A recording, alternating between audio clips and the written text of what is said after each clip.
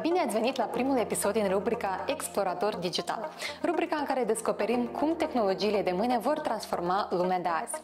În acest episod vom vorbi despre 5G, tehnologia care promite să revoluționeze conectivitatea globală, și vom arunca o privire asupra viitorului internetului cu 6G, care va duce viteza de conectare și capacitatea rețelelor la noi înălțimi. Haideți să vedem ce ne rezervă viitorul digital.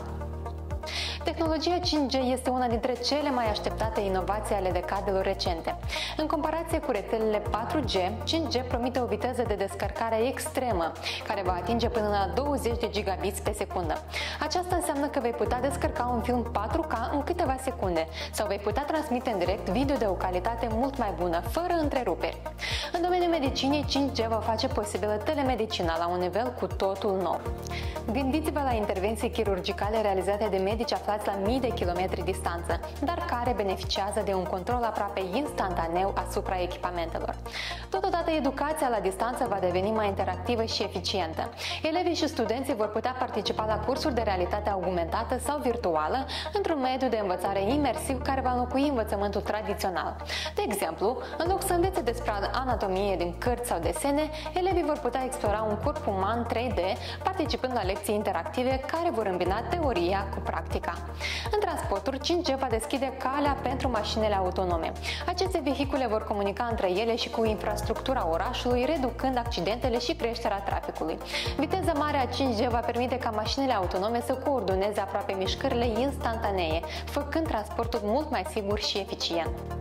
Chiar dacă 5G este deja o revoluție, 6G promite să fie chiar mai spectaculos.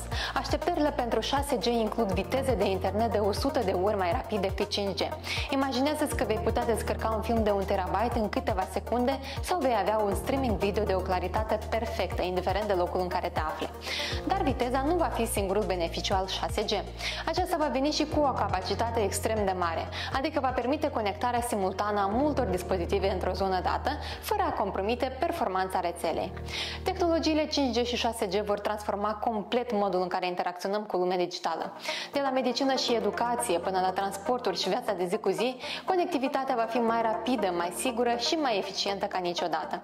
Iar ceea ce pare imposibil azi, cum ar fi mașinile care se conduc singure sau experiențele educaționale complete virtuale, va deveni realitate în foarte scurt timp.